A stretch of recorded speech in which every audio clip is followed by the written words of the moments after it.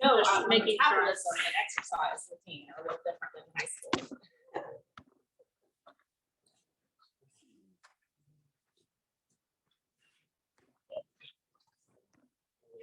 Right off. I only got to have 1 day off. Oh my God. How long ago was your other vacation?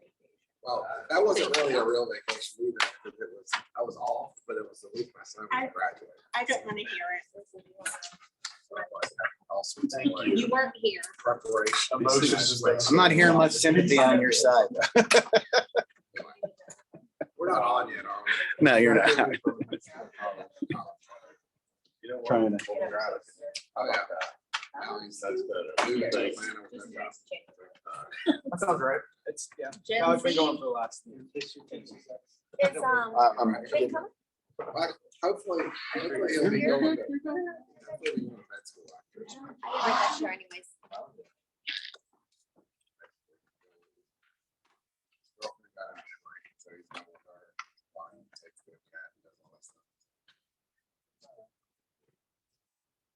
Okay, got it. On.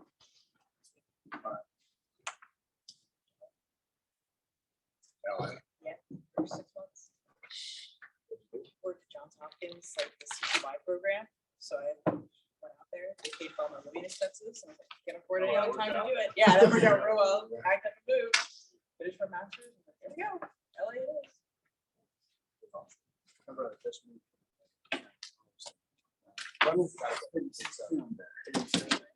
Welcome back. Got a little unique setup here today. Sorry about the room Quaint. setup, but Interesting. Family restaurant. Like a live acoustic show. Yeah. Without you, like you're going, We're at all. Hi, stranger. What kind of deal? Are we getting hot dogs? You know what? I'm telling you, if you're over at Lively, there may be some hot dogs. I'm just telling you. Leonard, we can scoot over so that you can have like actual real table. yeah. Here's your. It's not just like an air table.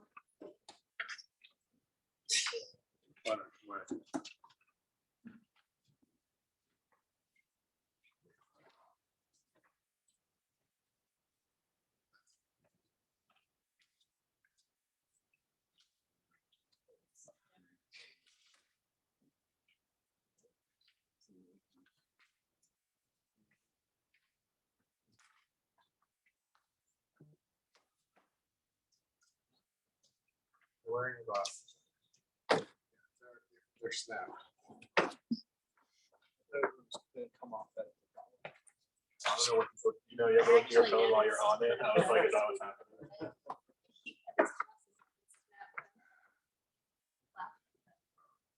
You're watching the bird. Small video. Alright. So we have brought some proposals for Article 7. It's a bit piecemeal. We don't want to just be waiting while we wait for language to hold through. So this first one, we are going to get copies of our team ahead of it. Everyone. This is describing essentially how teachers can be compensated when they're providing class coverage. So first, this condition here is that when an employee does not receive their regular planning time after being directed to sub for someone else's classroom duties, they get $20 for coverage period. When no sub is available for an absent teacher, another can be assigned to cover the class. And then the additional red language explains how that would work. And we're just adding one thing. It says when students are added to a class for more than 1 hour or class period, because some special classes may be 45 or 50 minutes. The teacher will be compensated for each hour, including the first, based on a percentage of the absent teacher's total class enrollment added to the covering teacher's class, multiplied by 150. So you got 15 kids in the class, you send 5 to 3 other teachers, they each bring essentially $10 with them. Who keeps track of that? Principals would have a list. I think they already have some kind of list from this section about volunteers on rotational basis. The other issue is if in terms of practice, there is based off of the system.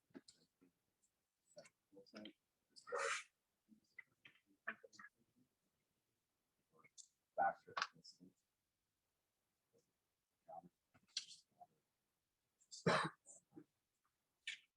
And the idea is to use substitutes anyways primarily, and just when teaching having the extra students dumped in their class to be compensated for that, what the funding is there for the sub already.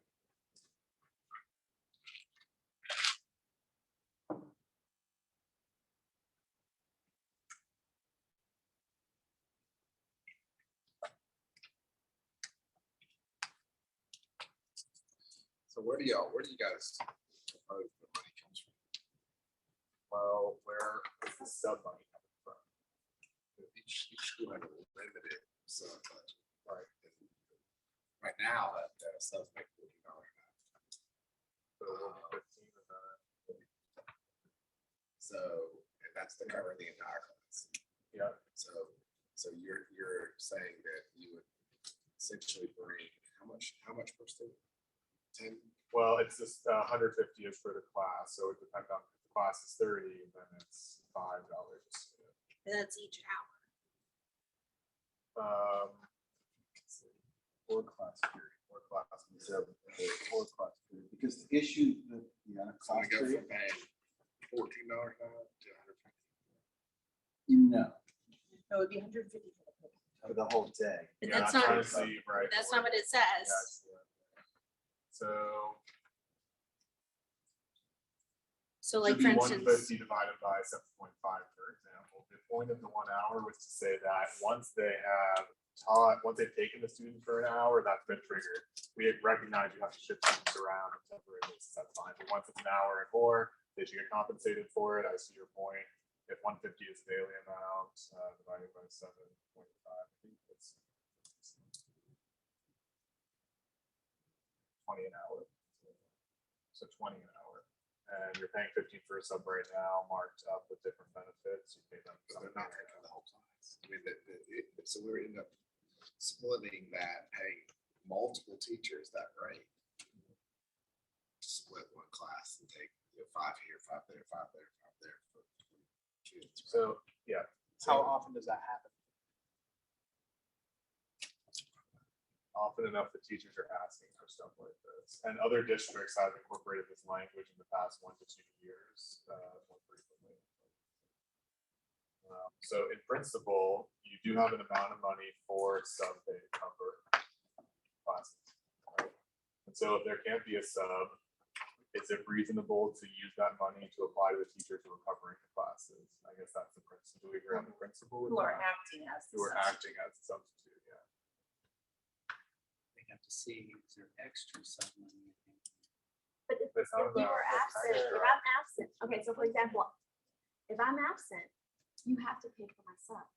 So if you're not able to get a sub, or you've been assigned, or somebody has been assigned at the last minute to cover all my kids, that sub money is already there. I don't know the answer to, is the sub money there at the end of May, or has it been spent? Like, does each school get a lot of sub money, or is it just district sub pot? I think it comes off of however it's calculated. And if I remember correctly, about 6 years ago, with a conversation with staff, was that 3.5 days are allotted for each individual in terms of the sub budget. And then you multiply that by the number of people at the site. Whether that's true or not, I don't know. I just remember that conversation when by contract you get 10 days.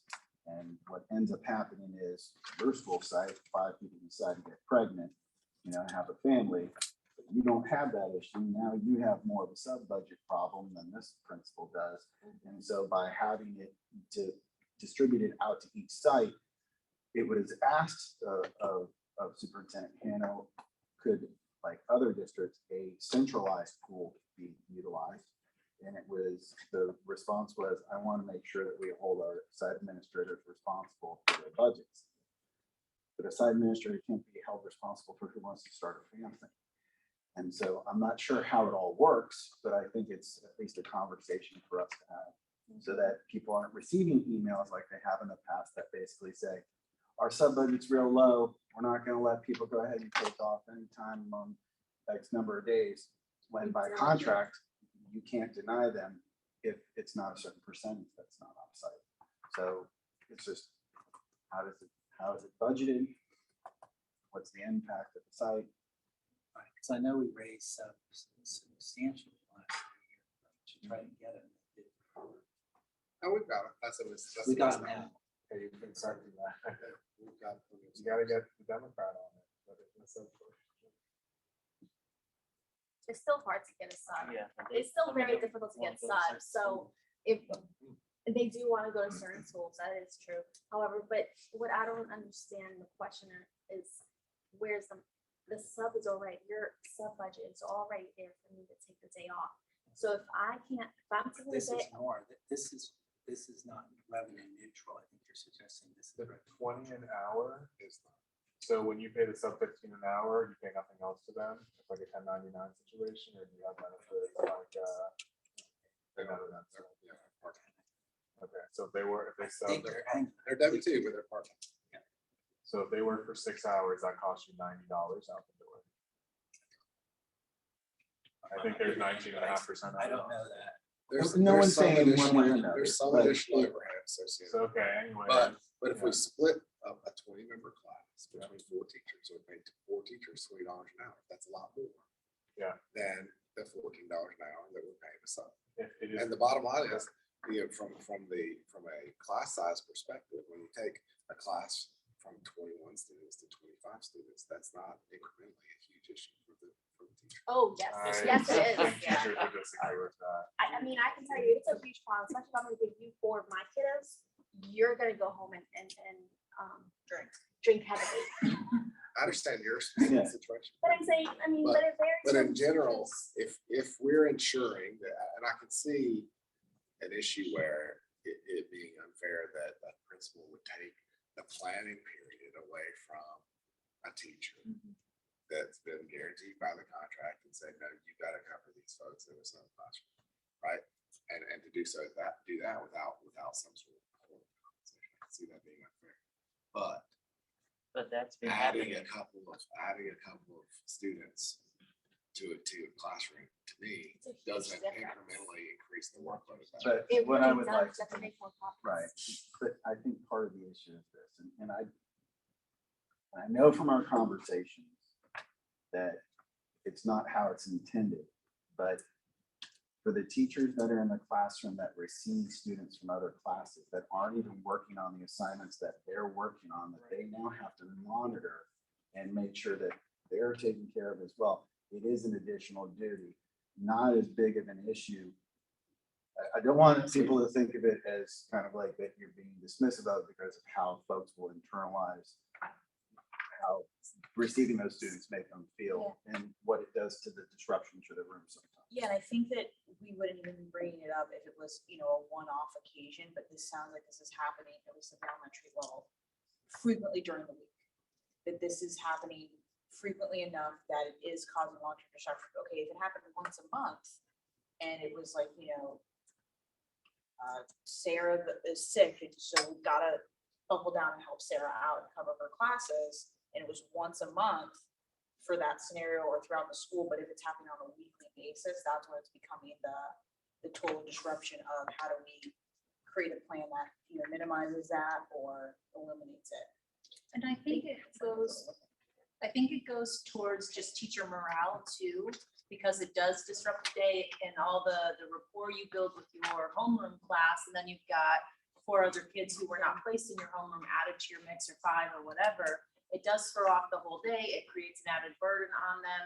There are strategic reasons why kids are assigned to different homerooms too. So behaviorally, Johnny and Bob might be separated, and then you throw them in the mix together, and then it's just a whole different issue.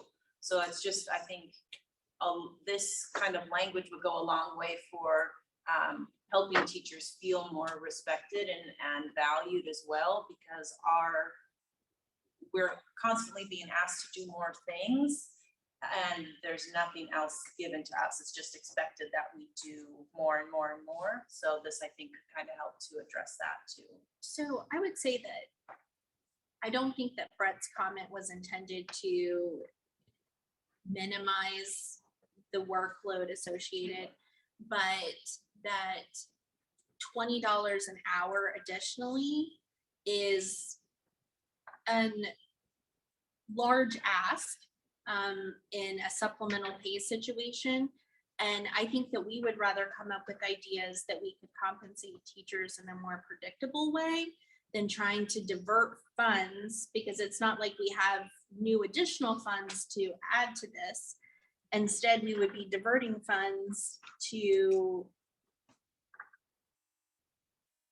cover this additional hourly rate, which again, $20 an hour in addition to your salary is quite extensive. And then you get into, what if you have a teacher that's got 10 kids versus a teacher that's got 5 kids? We've taken the percentage part out, right? So it's just $20 an hour. If the percent is still there, but it's based off the 20 instead of 150 on an hourly basis. Okay, Right. okay, so they it'd would be still like 25% proportioned. of $20 or, okay. Because the idea, so conceptually, you've heard why they want this. So we're open to a calendar that is budget neutral, but the idea that we need to look for the money in all this, it was gonna go to the sub already.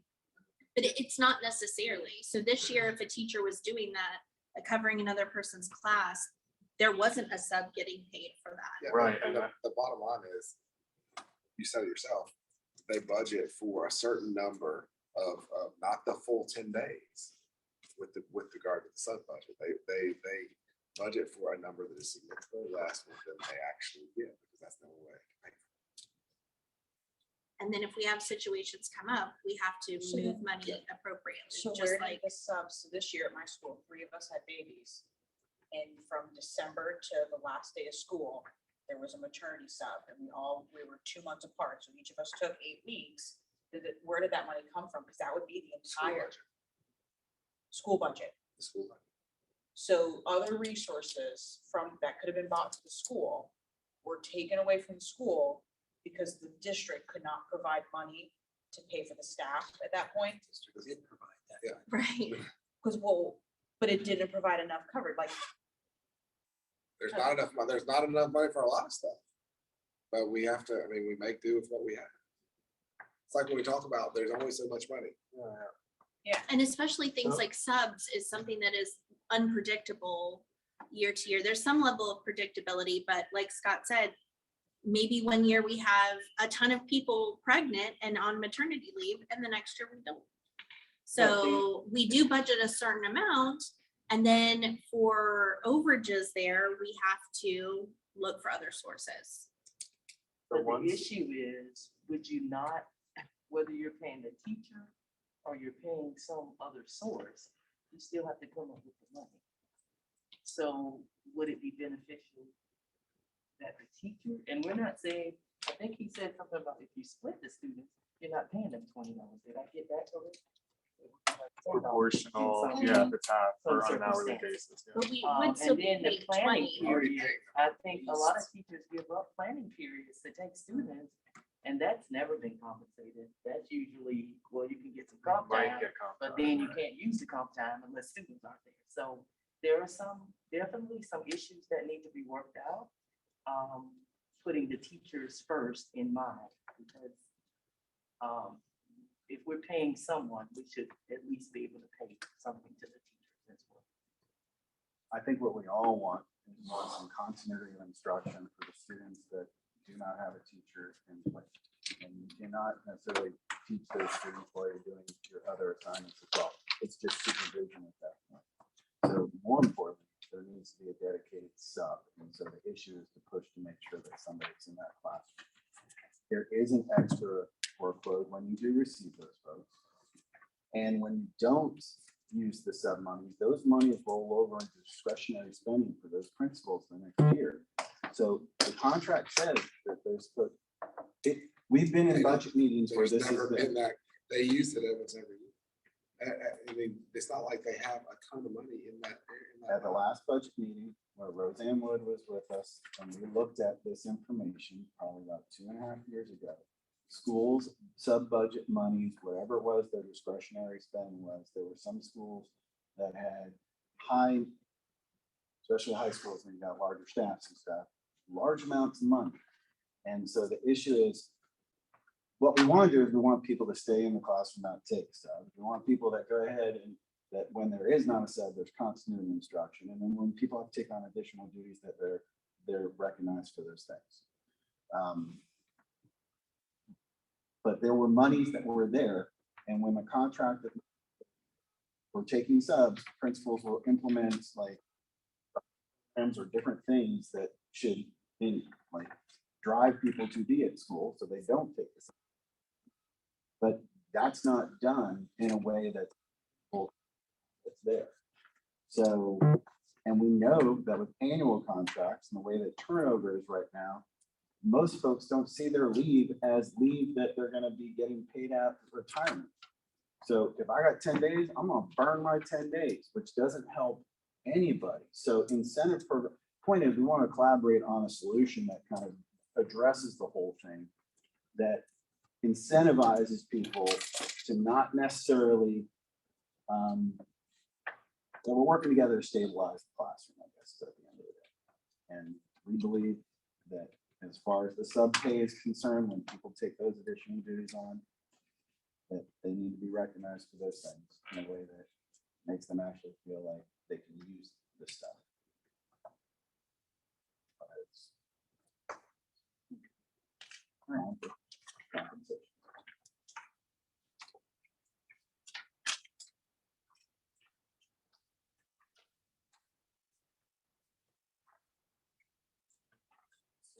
So this is another part of Article 7.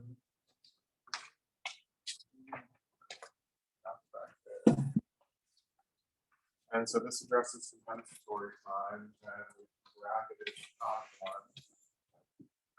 Because the top stuff, we just need to still be discussing. There's a lot of concern with the inhomogeneity of how compound is applied. I kind of made a joke last time of like, well, should we make a list of what the good and bad schools are where you can earn it? But it turns out maybe, because it really is just some schools, they don't give it. And so we have this language that we're proposing below on allowing up to essentially 4 days to roll over year to year.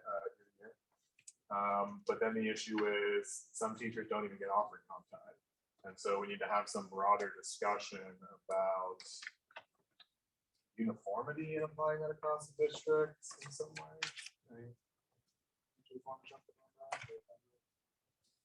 Yeah, so my school site doesn't give comp time, or I don't even know how to earn it.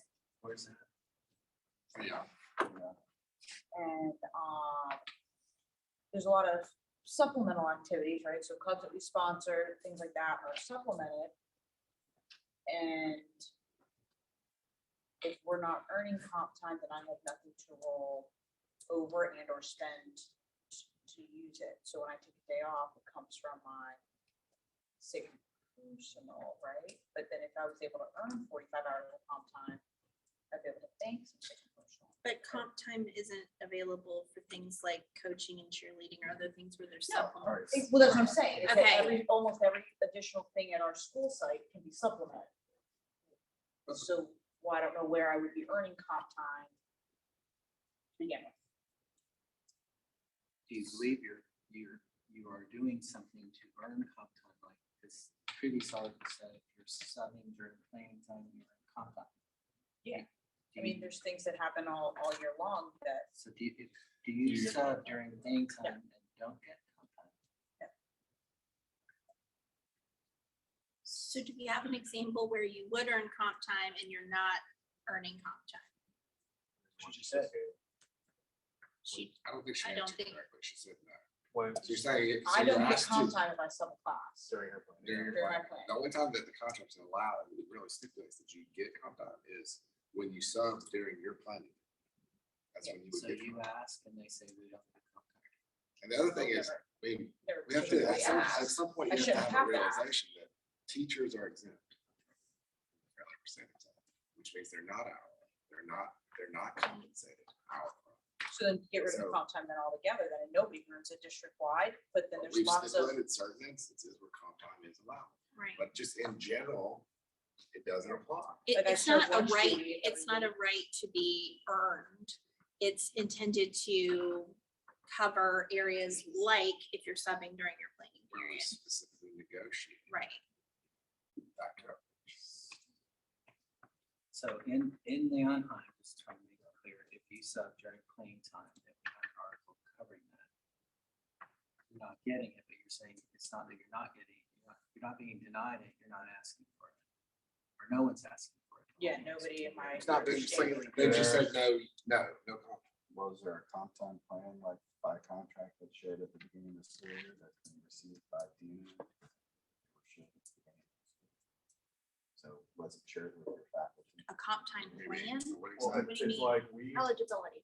Yeah, well, we how exclude- comp times- Comp time was outlined in the In the contract. contract. right, so we explain to our members, hopefully they read this stuff, you explain to the principals that when an employee covers a class during planning time, they're entitled to comp time. That's It the should just be question. And automatic. the answer seems like, no, they don't know, it should just be given. Within the first 30 days, it says in the contract that the comp time plan for the site shall be distributed to all instructional staff at the school site. But there has to be a way that it's communicated because there's some level where the employee does have to communicate.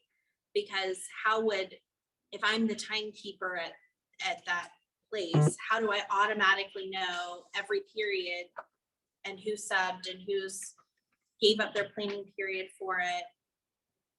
Well, someone has to be assigning it from the front. Yeah, the same way you know who shows up to They're work every day. assigning subs. Well, But I mean, there's some element of documenting that you that you worked during a So, planning period. right, for so example, employees have to At my document. school, okay, so my school, which is, from my understanding, where I talk to people, the exception, that we receive content for all those voluntold situations where, even though I'm not part of the science committee, the entire school comes out for the science night.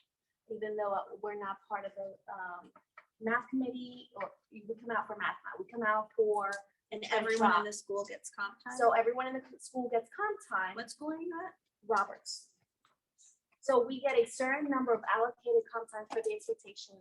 And I'd hate to put the words in my principal's mouth, but it also creates an environment where when there is like the trench trot or there is a science night, everyone shows up and everybody shows up happily and willingly to work and volunteer and do everything without any protest. And I can't speak where things of comp time or lack of comp time is happening in the schools, but I can tell you that at the beginning of the year, we get a certain number of comp hours and that go with a bond, the So every expectation teacher gets a certain number of comp hours at the Yes. beginning of the year? of the beginning of the year with with a calculated expectation of how many hours we would work beyond, like come to all the science nights. Because obviously the science committee, they get a stipend. The girls on the run, they get a stipend. Everybody gets a stipend for what their thing is, but we all get a certain number of hours. Don't ask me how many those are, but I know there's a number of comp time hours, whether it's 6 or 5 or 4 or 300. I don't know. I'm not micromanaging my comp time hours, but every single person at my school shows up for every single event unless they have a personal reason not to, and it's not, and nobody looks at them like, oh my gosh, you're not here, but they also don't look at, but everybody's willingly to. Yeah, And that's wondering, are you not- trying to take this And then it away goes from above and what- beyond, for example, so here's an example of how I got comp time. Yes. So here's an example of how I had comp time, because I had to replace, there were 3 field trips back to back that were 5 to 11, 5 in the morning to 11 at night. I received comp time because 2 teachers couldn't show up, so I ended up going like Monday at a SeaWorld, Tuesday to Epcot, Wednesday to somewhere else. And I requested comp time, and I said, hey, am I gonna be able to get some comp time on this? Because it really went beyond my school day. I mean, I went 3 days in a row and then I was sick for 2 weeks. So, but that's okay. Yeah. So I literally did Epcot, SeaWorld, We get it. and The contract allows for, and to Scott's point, I mean, the principals are giving their plan for the use of comp time in advance, where they plan to use it. And the contract also allows them not to use it.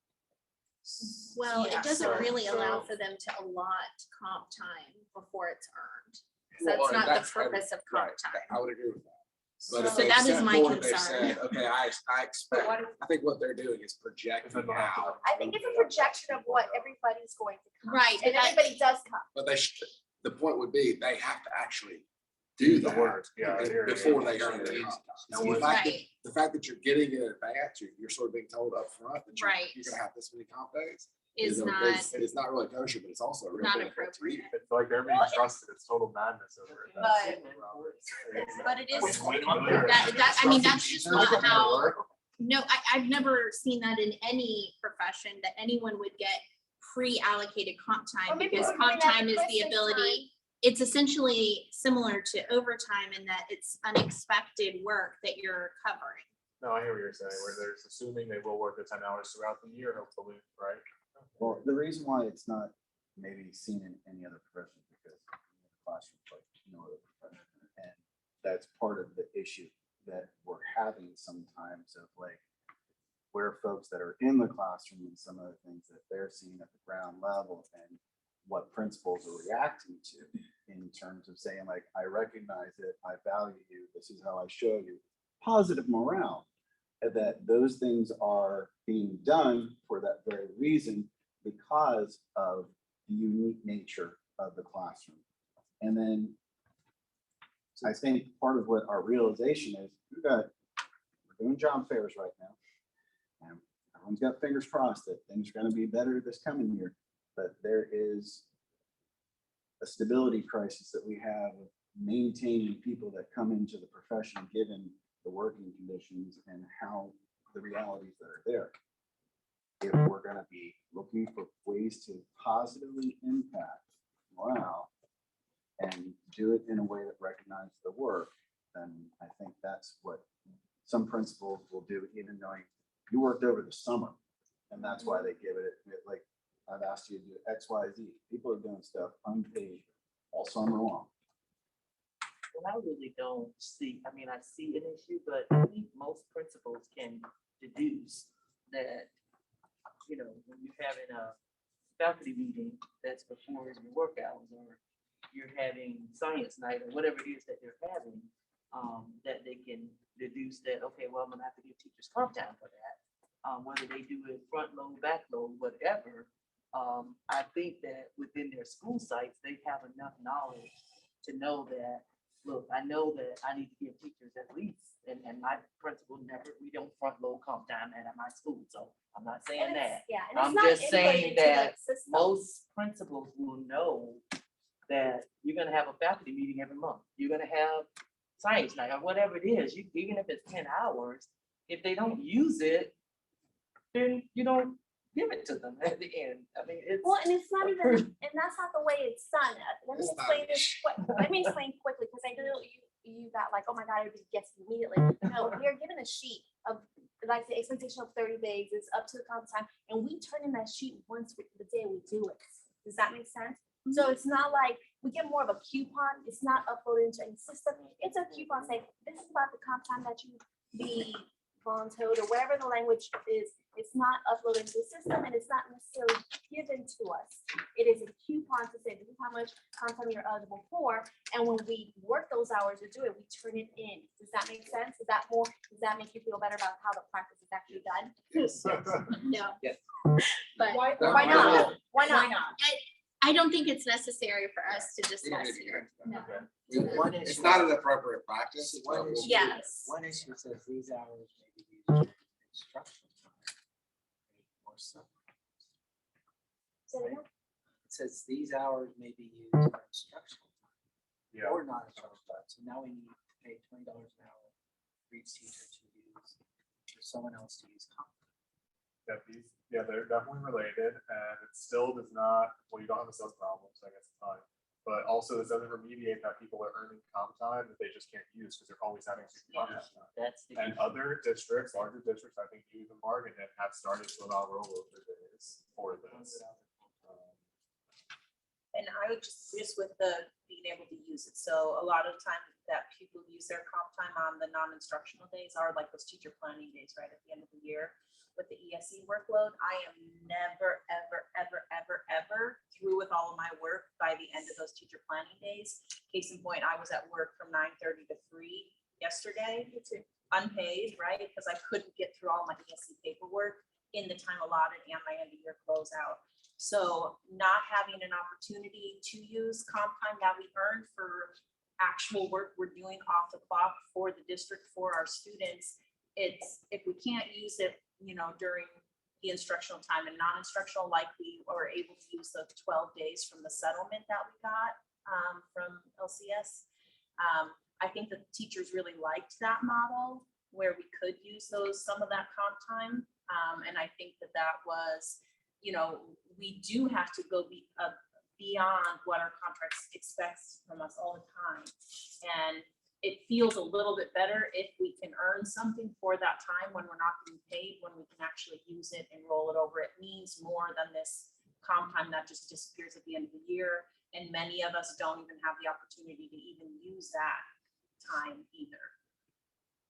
And there's also the pre-approval thing too. At my site, we have to get pre-approval for any comp time earned. So technically we might be able to get comp time for writing IEPs after the contract day ends, but it has to be pre-approved. So I try really hard to not work outside of contract hours anymore because I killed myself my first 2 years working 5 hours extra every day.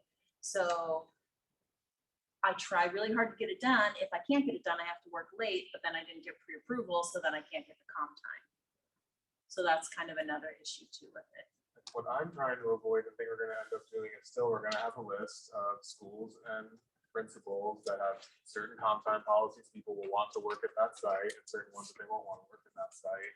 That doesn't seem good to me, but I just don't hear another, what do teachers do about this is my question.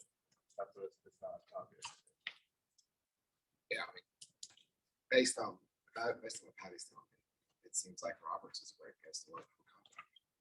Right. Ultimately, what contract has been written so that there's only very few specific instances where contract is written. And yet there are many principles that are going away and beyond to provide. Right. And not to that they're not our employees. They are professionals who work to get a job done. That's how it But works. lots of other salary jobs earn comp time in other scenarios. My mother earns comp time. She's in a salary position, and when she works a holiday or she works a weekend outside of her contract hours, she gets a comp day. She gets a full day off. There are FBA affiliates that get comp time, and people like me would be literally getting 40 hours a week comp time. So Then that exists that all would, over the yes, place. that would be It's not as a comp, result. something of- else. Yeah, as a result of It's called something. an agreement that employer has with their people. It's not required. But I do think we So- hear the consistency concern and we can have some discussions about that. And I think in general, you know, the principals in our district have gone and given comp time, you know, rather generously. So I think that if we can clean it up, and I mean, we're gonna consider what you have to say here, working towards the same end, right? But in terms of you know, really broadening this approach to comp time, that's not something that we have to talk about. I know that there are schools with very low morale, and there's belief of what that is from is almost certainly from the principals themselves and the administrators of that school. You have some school like Roberts where they're doing something like providing these comp time coupons every week, whatever, but it seems to be good for morale. You're all showing up to stuff, you have this collectivity. At these other schools where it's not, they don't have that. Morale suffers, there's lots of issues. So what's the cost of having a collective school? Seems like a few comp days is pretty cheap. And I can agree that we want to do stuff to increase morale. So I mean, it's something that we can definitely talk about. I think it sounds like a cheap way to increase morale, but I think we will start surveying to see what different schools are doing and what people like or don't like to provide feedback. It's not really a cheap way, though, because at the end of the day, when they're here, when they're not here, the district has to pay for it. Right? It's Right, the use of the It's comp use of time. the comp time that's the Right. issue. And And when it's just they're like when here- we talk about having, paying for the subs, you know, that is all budgeted money that Sure. is getting spent. It's So- a finite amount. I know, and so when you don't spend it on this comp time, they're not motivated to go to any of the science fairs or the math fairs, right? If parents or students are like, where are the teachers? Well, there wasn't enough money to get them here, sorry. That's fine, it has to be dealt with on that end, but teachers are not just gonna keep showing up to unlimited amount of things like science fairs, math fairs, whatever, without even being recognized for that. I don't think they're doing it at schools where they're treated well and more all the time. I know there are schools where teachers are not gonna do that.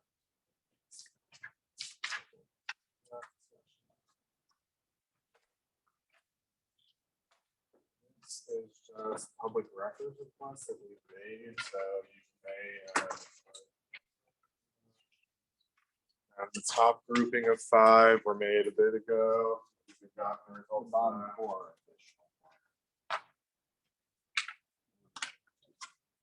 Will provide a compensation plan. that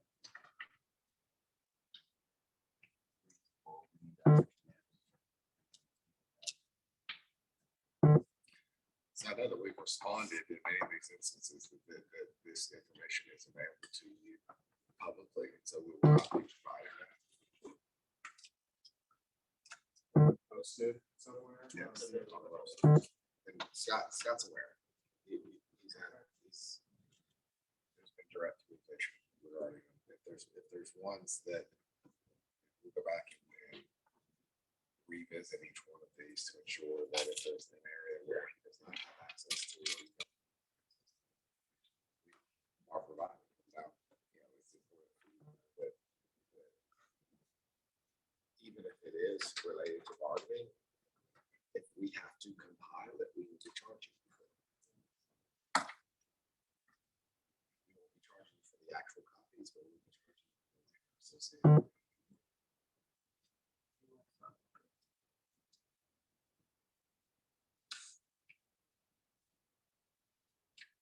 So year-to-date variance report number 2, this is just, you have the original budget and they amend it every month, showing the expenses going up. I believe that's what it wants to do.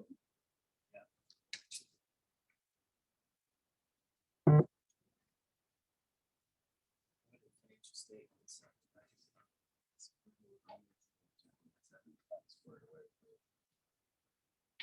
School board docs. So we don't have a document. We'll have a tentative budget probably in July.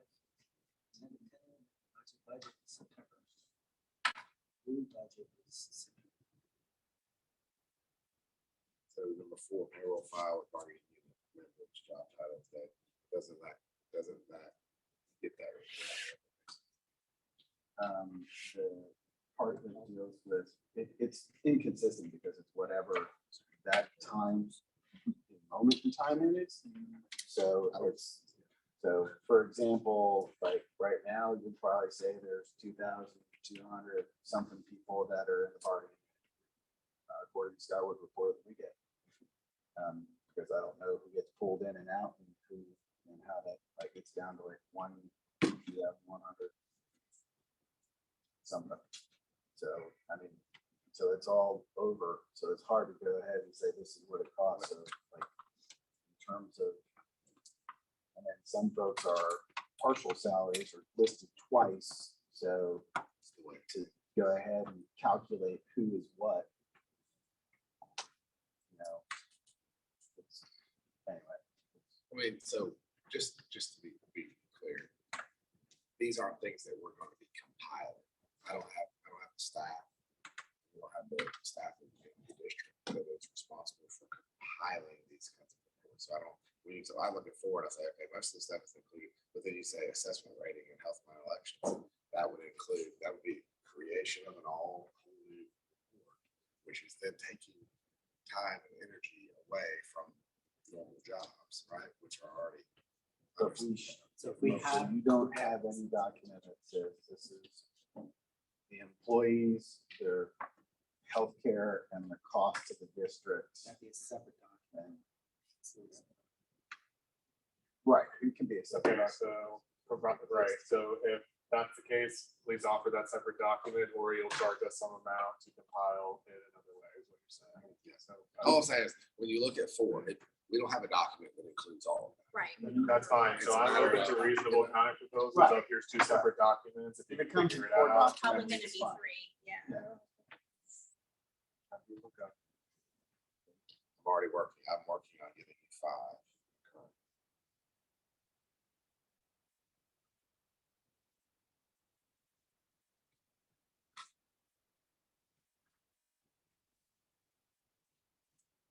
Have you already made 6, 7, 8, 9? No, that's why there are additional requests off added to the system. That just wanted to give a heads up.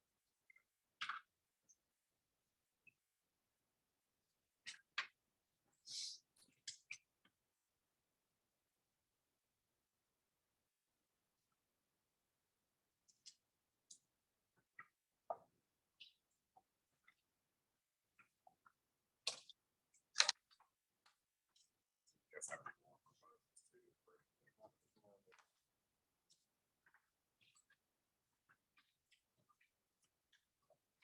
Oh.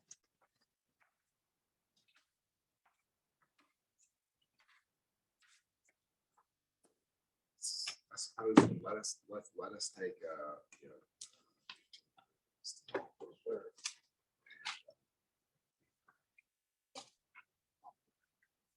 Do you have the articles we're opening yet? There was evaluation, something else? We were planning on getting a lot more from you guys today than, you know. We were planning on more, but our teachers had to work a lot to do their IEPs and different things, and we're working on the language, ironically, for the IEPs and stuff. And so we just had to make a decision on what was. The irony. I know. Yeah, well, you know, as we've discussed, I mean, I talked to Rocky this morning. Reiterated to me, his very strong desire to get this done this summer. Contract done this summer, so that we have. But it's gonna require additional, you know, additional sessions and a lot more work.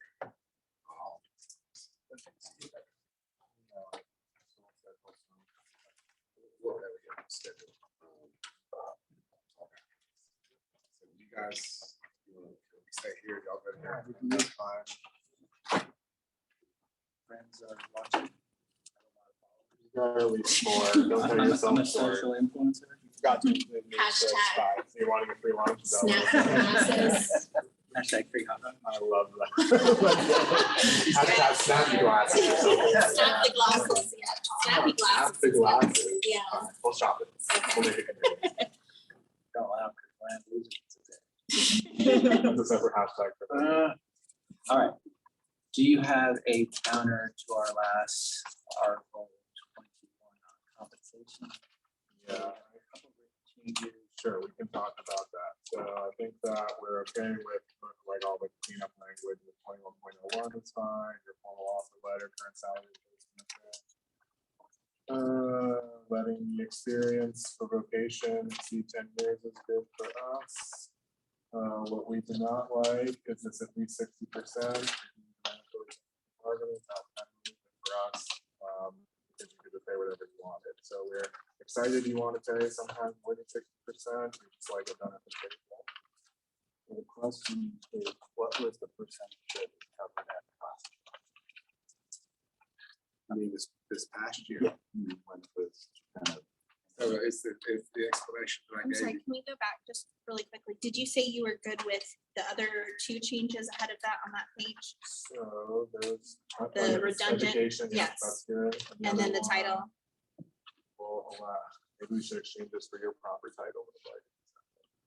This is for you, right? Because you're director of human resources, not personnel services.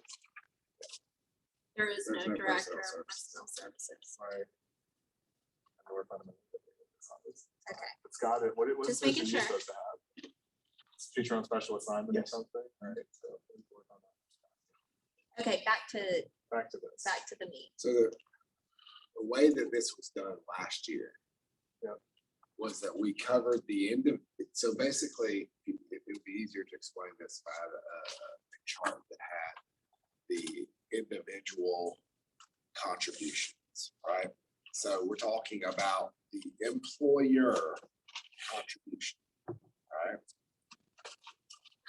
The employer contribution for the single coverage was I think it's $647.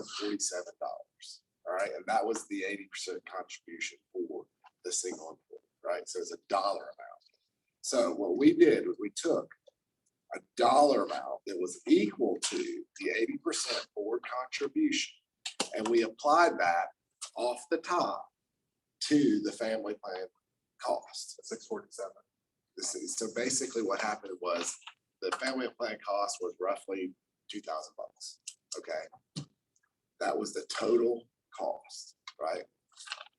Subtract the 647, which is the 80% employee contribution, or I'm sorry, employer contribution for the employee. And then that left you with $1,300 and some odd dollars, right? At that point, we got to the employee contribution of that amount by multiplying that amount by 0.40. All right, the employee paid 40% of their remaining family cost. And that's what we made. So the reality is we contributed the exact same employer cost for the individual off the top. And then we paid an additional amount for just that, the employer. So the math came out that it was just a little bit more. This is all fine. We're saying, okay, have an MOU so it's at the table showing everyone the great stuff you're giving them. Okay, and if that needs to be bargained because other people with other plans are saying, well, why is nothing coming towards us? We can talk about it then, but I think it's unilateral application. That's all. So I don't think we're opposed to paying more. But to just put in at least, it totally removes it from our hands. You can just pay whatever you want above 60.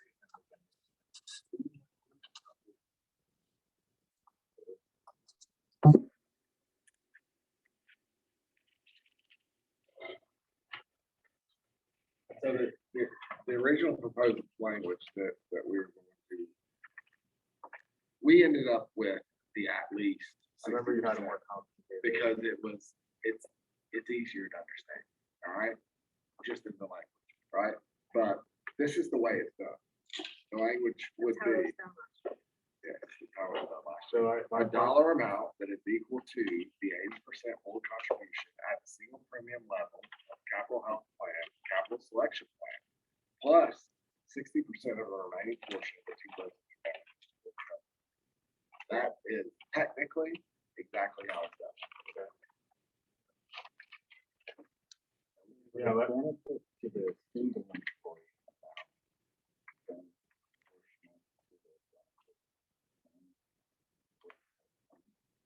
Or is it proportional by percent? It's proportional by percent. So the amount of it. Yeah. And that's why I keep saying the same, but they're not, they're different. It's the same percent. Well, dollar figure wise, the contribution, so from a percentage perspective, they're going to be, they would actually vary because we have the dollar figure portion that we're taking from the individual. So the fact of the matter is that the total premium cost is significantly higher for the family, right?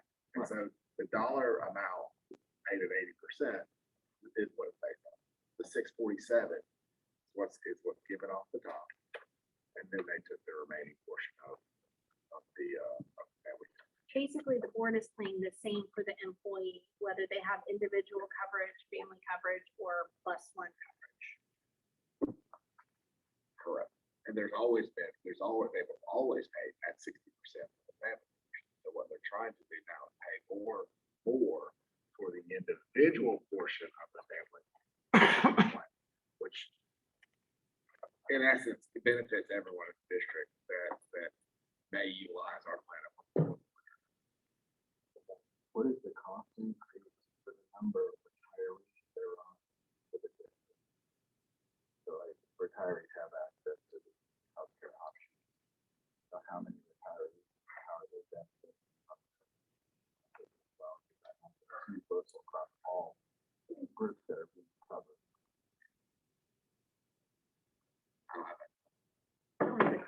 the number retiring. I want to say it's 49. Low. Retirees in general are not gonna get.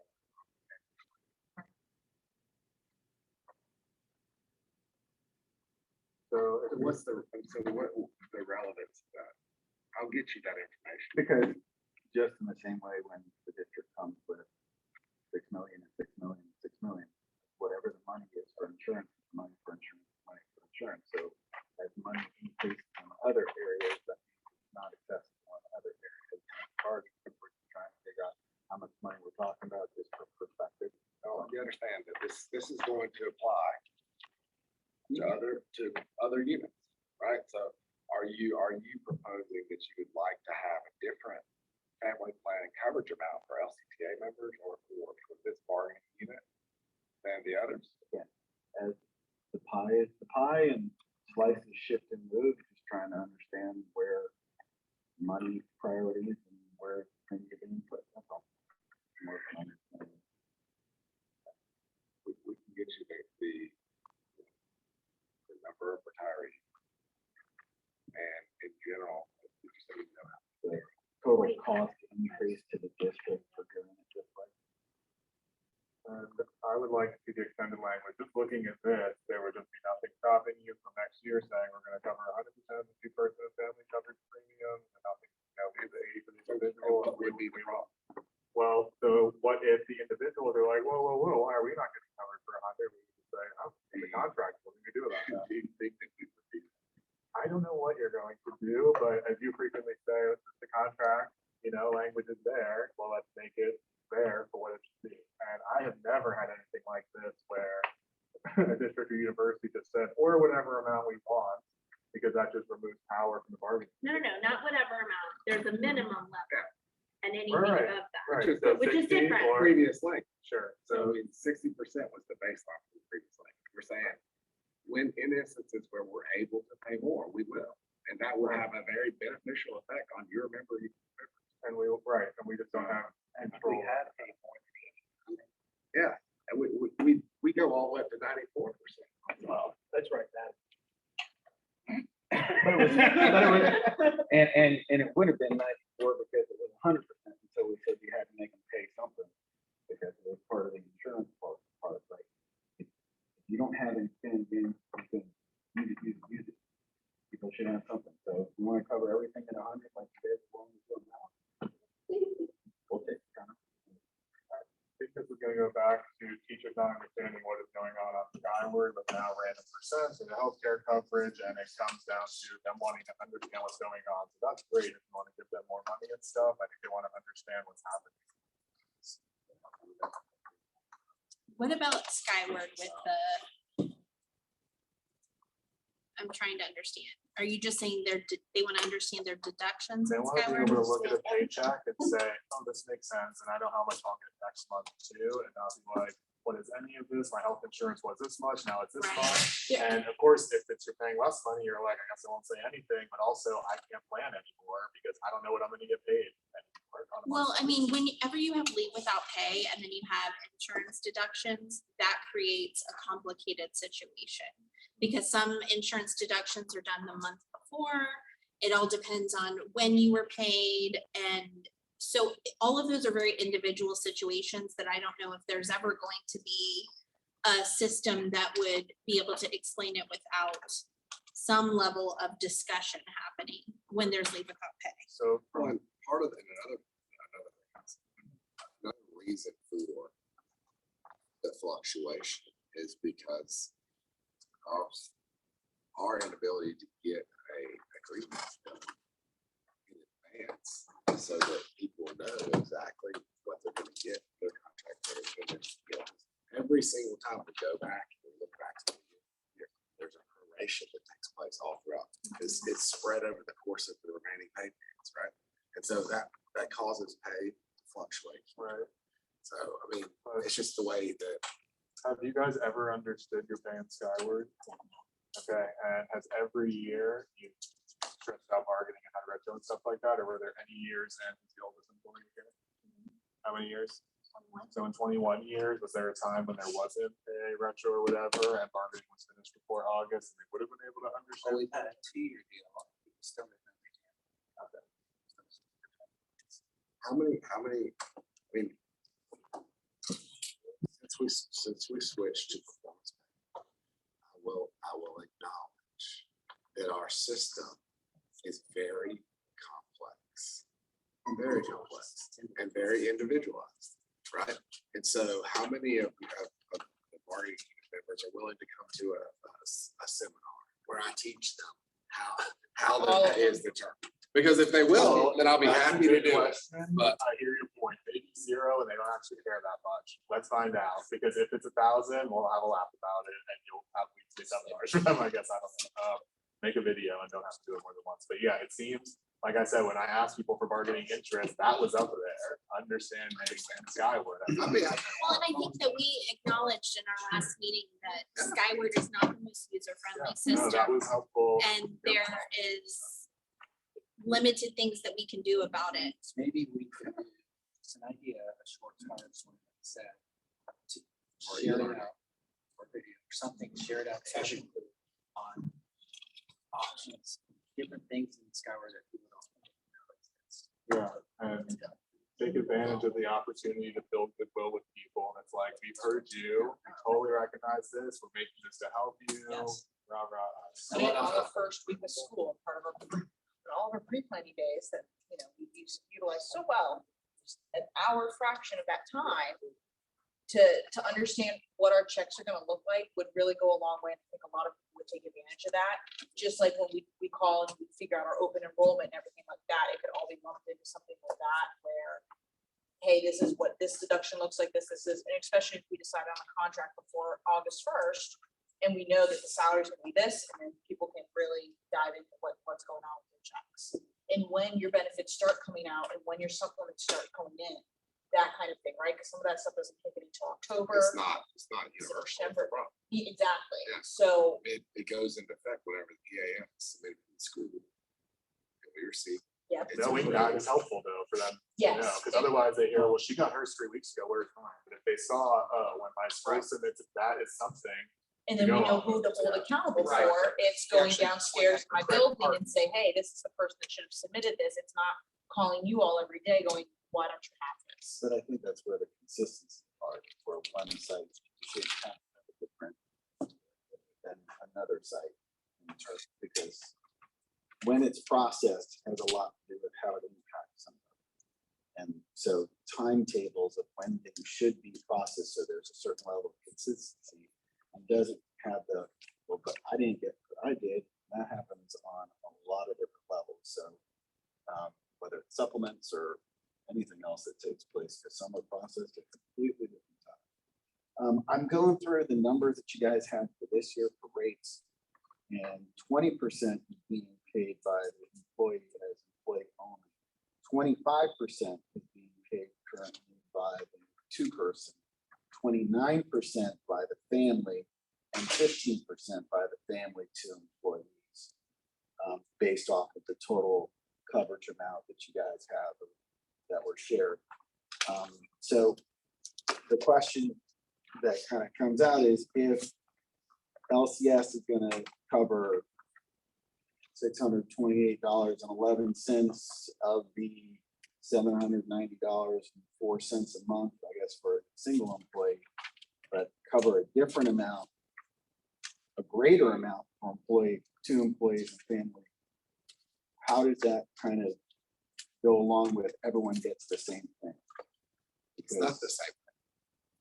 I know, but there's always kind of like the idea of, you get $1,000 balance, you get $1,000, you So get the 1,000, fact you get is that 1,000, it's different. So I'm just saying that they're not the same, but sometimes we're said, everyone be the same, sometimes. we're Look, different. family plans in general are significantly more expensive. So what we're trying to do is to provide an opportunity for people that work within our district to actually have family coverage by paying more. And you would think that would be well appreciated. Oh, no, it is. But the issue is, it's not about the family part. It's about, we bargain for everyone, and there's a large number that have single employees. Right.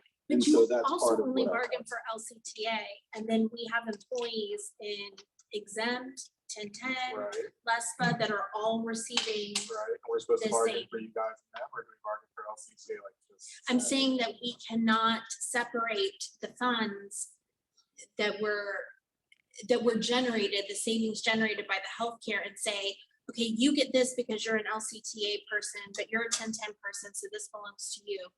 It was generated by the collective members of the healthcare. And just because, and also the other thing would be is, you know, ultimately, if you want to stay at 60%, I mean, that's what we revert back. to. So if you want to It do would that. be we can do impossible that. for us to work with Capital Health Plan, having to work with 4 bargaining units and coming up with different, they would just say, no, thanks. And They- there's other units that are gonna take Right. advantage of this. Yeah, Right. that is fine in a different argument that, you know, you can bargain different amounts of different contracts. We'll take a counter offer. So what I've done is giving you, We give you our offer, we'll take your counter offer. Or it is understood that it's open-ended in your words. Yes. So if you have a so- counter. and so now I just, the language I just provided is the more complex definition of what we would like to do. Is this No. slightly different though, correct? Because this says plus 60%. Are you guys taking out that at least then based on today's conversation? Yes, So that you guys I updated mean, that based on we- the real time? I'm updating it because you guys didn't like the at least 60%, so this would be How- how you. But the difference being Please that note that- if the Capital Health Plan capital selection isn't a plan at some point in the future, then this language wouldn't exist and it would just be the 60%.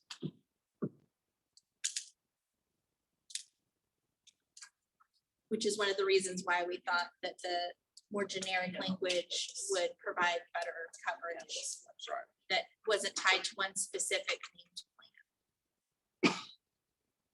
Essentially, that CHP plan is the predominant plan.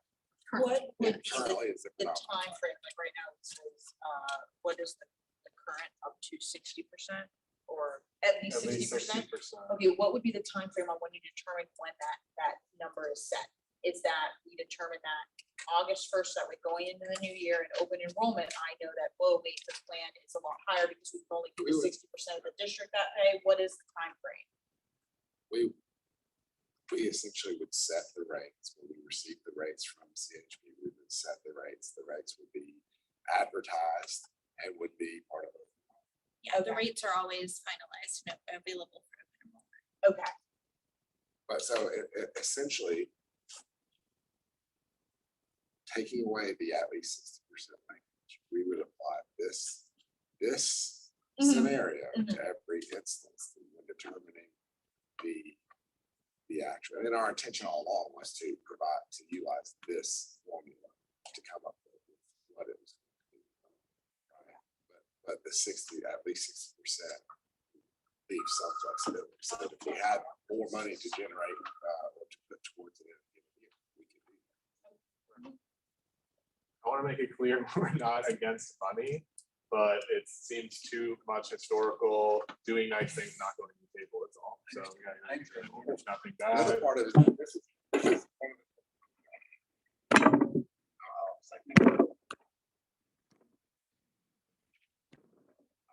So.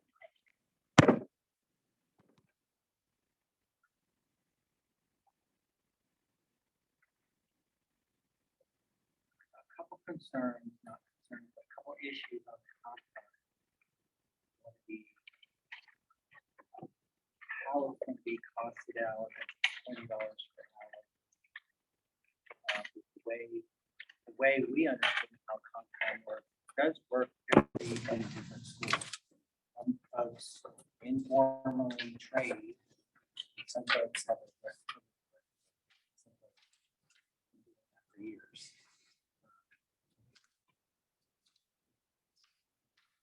So we're gonna have to, we believe there's comp time already in the contracts, certain, under certain occasions and earned under certain occasions. If someone's not getting it under the contract, I think that's just, I don't know why. message known. Someone doing something directly entitled to something under what we negotiated, they should be able.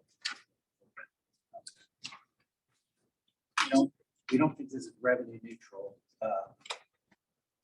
Effective, there's some money, therefore it's cheaper than subs. We don't think it's revenue neutral. Also, using comp time during instructional time will create another sub problem. So we're going to probably be creating another problem with the comp time language. Look at it. It looks like So my question would be is, I understand what you're saying, using comp time during instructional time would create a sub problem. We're gonna take those days anyway. Like, I'm not taking days willy-nilly because I have them to burn. I'm taking them because there's an absolute need for me to take them. And whether I use comp time or whether I use paid time off, that day is going to get used and a sub would have to be provided.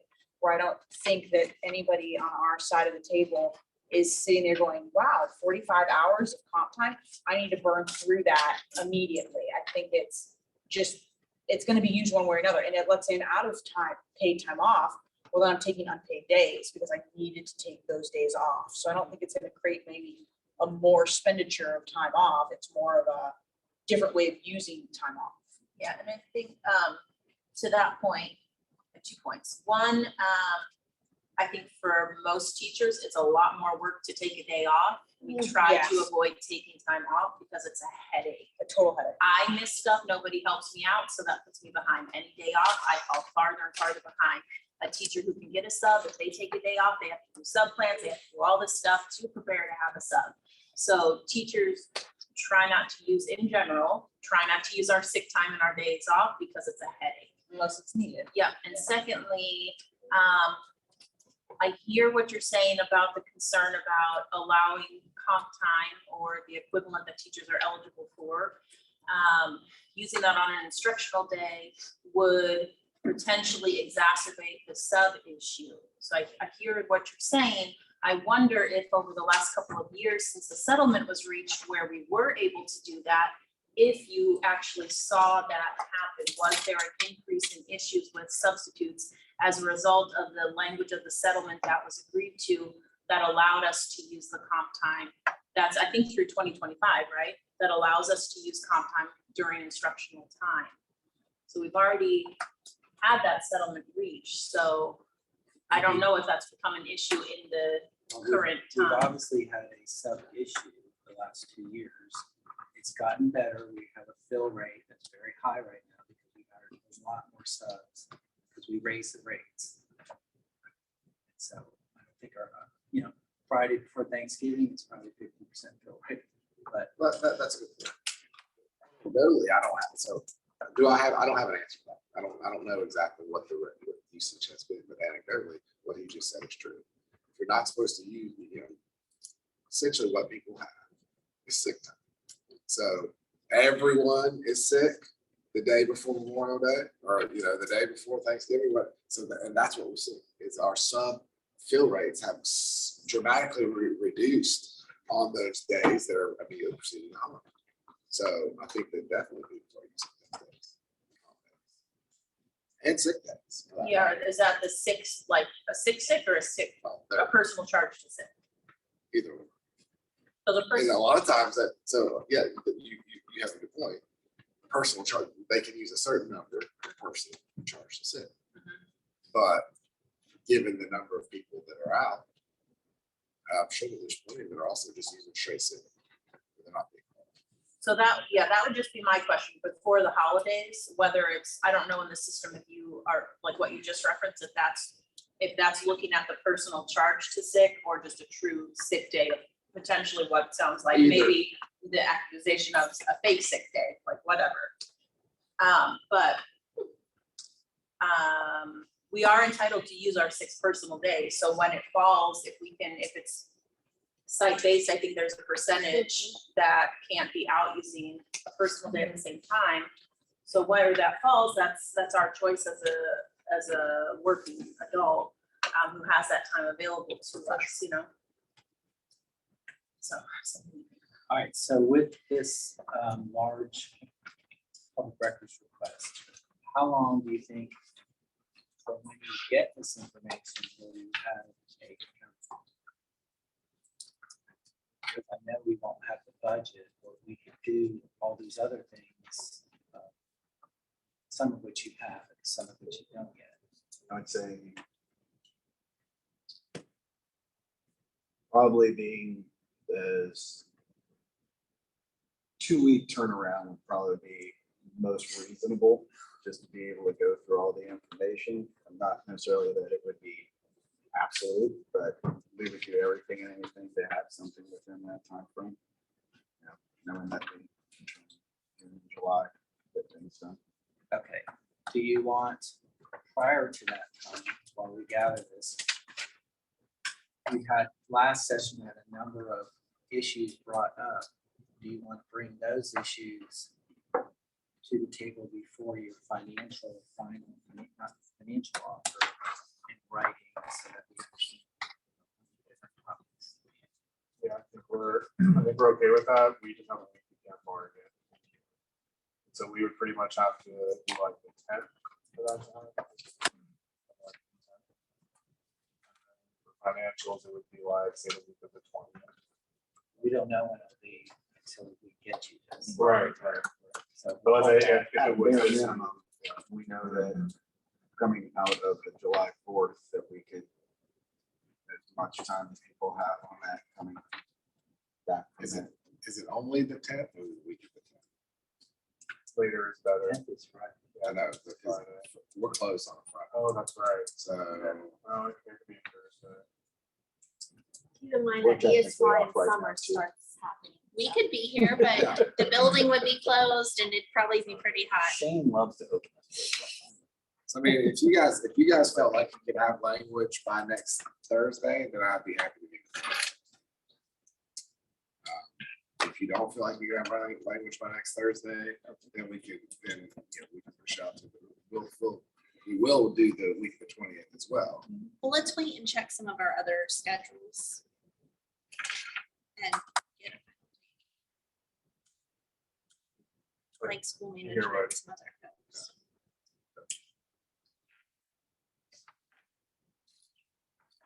So the bottom line is, summer's a hard time for anyone. Yeah. Right, and so I'm not gonna schedule around it specifically. Well, so, but I think that we'll nail down.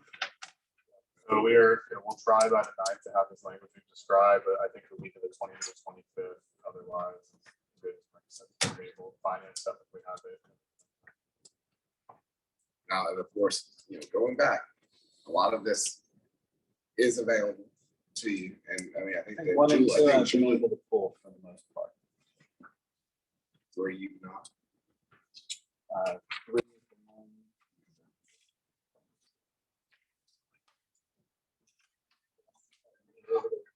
them, yeah, that's next year. Yeah, that, I don't know when. I think it would be mid-July. Yeah, that's. Right, the tentative would be with the first one it would be. Of course, our original proposal is based on projections as it is, so we're saying this is what you guys have. This is what we are anticipating based on best case scenario. Something we have to.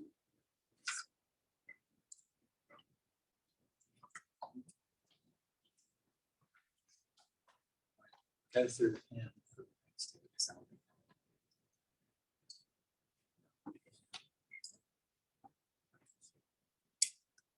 All right, and then we'll try to get an estimate of the date that you think for documents. And then 2 weeks out of that. But things documents. We'll sit on this 60% language. And hear that next time if I can. So just otherwise, I think everything else. is- 21.2. Yeah, I was about to. The ones afterwards, were they were good. This was, oh, that's right. I think the group was okay with that without the verdict. This is the retirement. You get it back to 20 years if removed. step component. Yeah. 21.23 is fine. So really, well, the only The only thing is, language I would mention is the 60%. why, I'm just asking for your opinions. So if someone works for 30 years and they come back and you take them to the 20th, down to the 20th year of the pay scale, I would have thought they'd just come in third or whatever. Anyone know the history of that? Placement scale, whatever. It has to do with retirees and sort of the idea of double dipping. I don't understand why it's practiced. In some cases, it's been negotiated. So, the people were, So if the idea is, and this is just for food for thought, considering that we want to give everyone all their years of service in a technical field for lively, why are we not giving everyone all their years of service in any capacity of becoming an employee? This is more of a,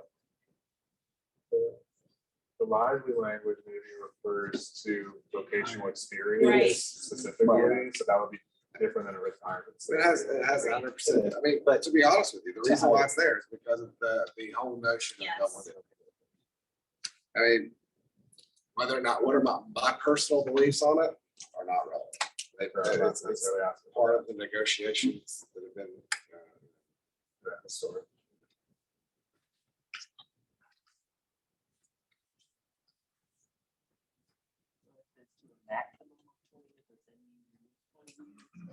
So basically what happens is I've got a perfect example. My mother is this person. So she worked for the school system for 43 years. And then she came back after being retired for 5 years and got put at Couldn't get enough. level 20. And you don't think I No, heard school about that. About how she. What's going on, Brad? Can't hook your mother up? So, LCTA mom. If you were the director of personnel services, I That's think the the word. bigger I know question what is we're why doing on she the came count. back. she loves the school district.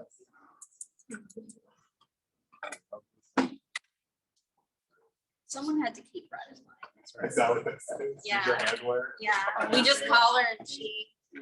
comes and takes That's care what of I was business. for.